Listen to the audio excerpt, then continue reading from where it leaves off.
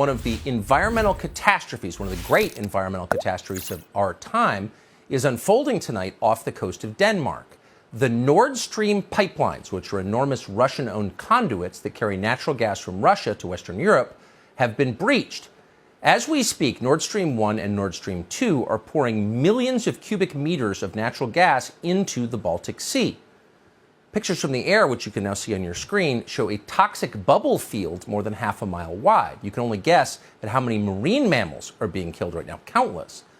But the lasting damage may be to the atmosphere. Natural gas is comprised of up to 90% methane. Methane, as Joe Biden has often told you, is the key driver of global warming, which is, of course, an existential threat to humanity and the planet. So if you're worried about climate change, what just happened to the Nord Stream pipelines is as close to the apocalypse as we have ever come. So the question is, how did this happen? And it turns out it was not an accident.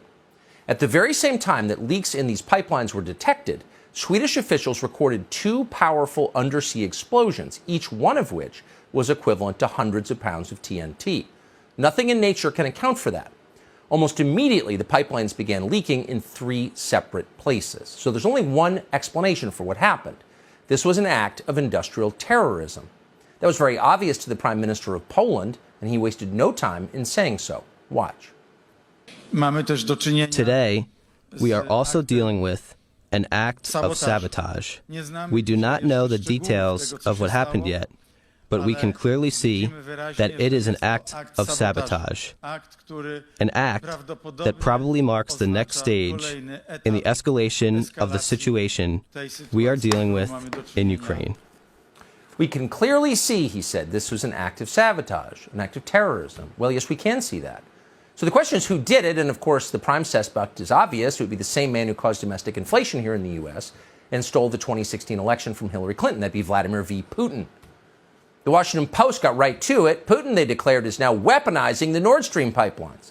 According to the Canadian ambassador to the UN, Vladimir Putin has decided to use, quote, pollution as an act of war. Progressive Twitter strongly endorsed this conclusion. Putin did it. And that makes sense until you thought about it for just a moment. Vladimir Putin may be evil. They tell us that he is evil.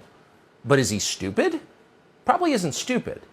And yet, and here's the strange part, if you are Vladimir Putin, you would have to be a suicidal moron to blow up your own energy pipelines. That's the one thing you would never do. Natural gas pipelines are the main source of your power and your wealth, and most critically, your leverage over other countries. Europe needs your energy, now more than ever with winter approaching. If you can't deliver that energy, then countries like Germany have no need to pay attention to what you want. You're in the middle of a war, an all-hands-on-deck war, so you need all the leverage you can get. Under these circumstances, there is no chance you would blow up Nord Stream 1 or 2. Not now, obviously. In fact, it's so obvious that even our famously dim Secretary of State, Tony Blinken, seemed to acknowledge it. Sabotaging Nord Stream, he said today, is, quote, clearly in no one's interest. Right, but really only half right. It is true that blowing up Nord Stream does not help Vladimir Putin. He would not do that. Why would he? But that doesn't mean that other countries wouldn't consider doing it. They would consider it, and we know they have considered it because at least one of them has said so in public. In early February, less than 3 weeks before the war in Ukraine began, Joe Biden suggested on camera that he might take out these pipelines. Watch. If Russia invades, that means tanks or troops crossing the border of Ukraine again. Then there will be no longer a Nord Stream 2. We will bring an end to it. How will you do that exactly? Since the project and control of the project is within Germany's control. We will. I promise you, we'll be able to do it. Notice how he phrased that. And he's the president. Doesn't phrase things by accident, particularly when he's reading off cards. He didn't say, I will pause the delivery of gas from Russia to Germany. He said, there won't be a Nord Stream 2. We'll put an end to it. We'll take it out. We'll blow it up. How will you do this? He was asked. I promise you we will be able to do it. They thought this through. And yet those watching, very much including us, didn't take Biden seriously when he said it. This is the president who has declared climate change the most pressing emergency in the history of the world. This is the man who lectures you about using a wood stove. or driving an SUV because of its emissions. This is the guy who spent billions trying to mitigate cow flatulence because methane.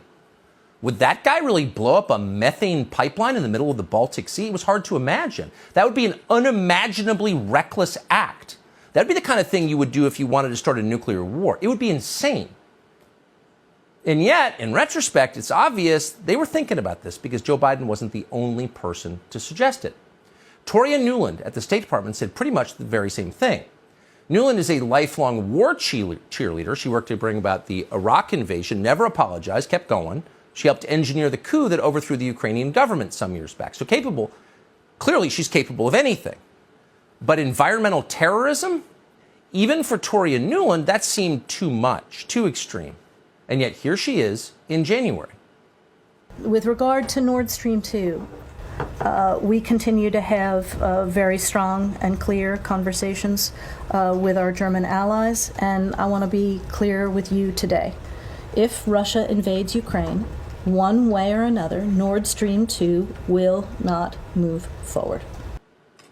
One way or the other, we'll stop Nord Stream.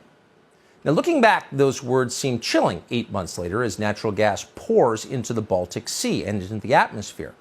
So you have to ask, could the Biden administration really do something like this? We can't say for sure. We don't know for sure. We can tell you that close allies of the Biden White House believe they certainly did do it.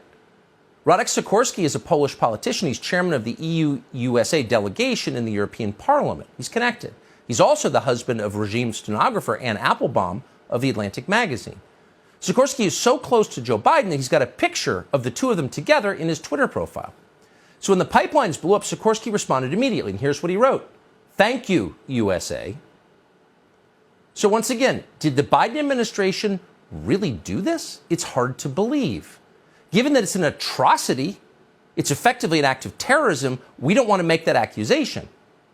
But we should tell you that, maybe not coincidentally, today a brand new pipeline was unveiled, a pipeline that carries non-Russian natural gas in roughly the same area as Nord Streams 1 and 2.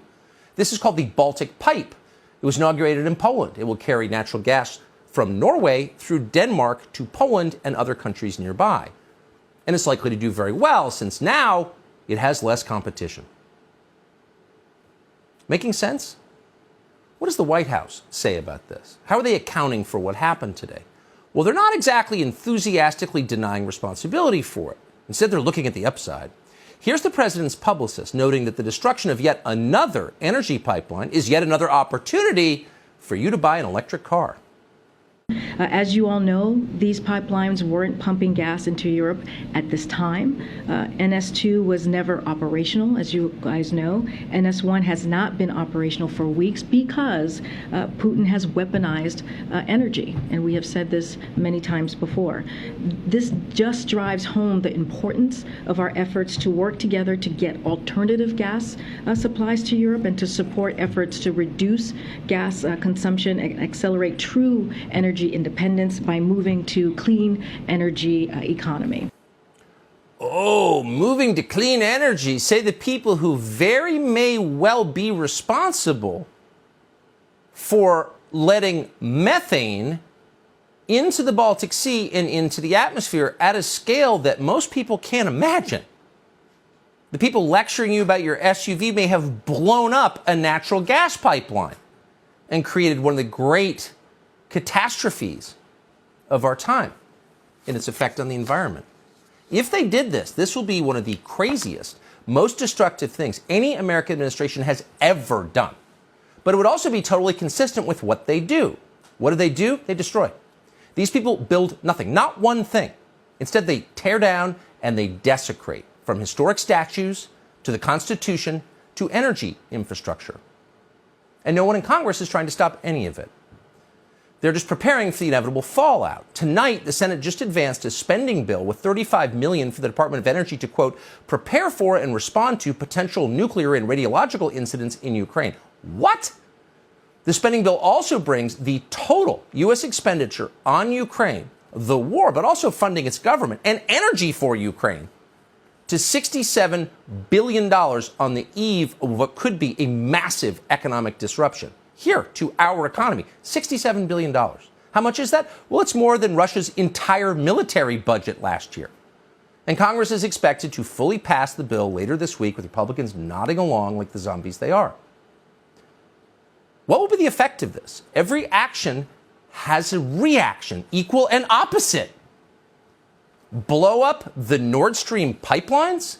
Okay, we've entered a new phase, one in which the United States is directly at war with the largest nuclear power in the world. Doesn't mean it'll go nuclear immediately, but it does suggest there could be consequences. If we actually blew up the Nord Stream pipelines, why wouldn't Russia sever undersea internet cables? What would happen if they did that? What would happen if banks in London couldn't communicate with banks in New York? Just that one piece of it, leaving aside its potential effects on our power grid. But let's just say the banks couldn't communicate with each other for one day. What would the economic effect of that be? Oh, it would cascade downward into your house. We could have an actual collapse. We could wind up very quickly in third world conditions. Those are the stakes. Have the people behind this, the geniuses like Victoria Newland, considered the effects? Maybe they have. Maybe that was the point.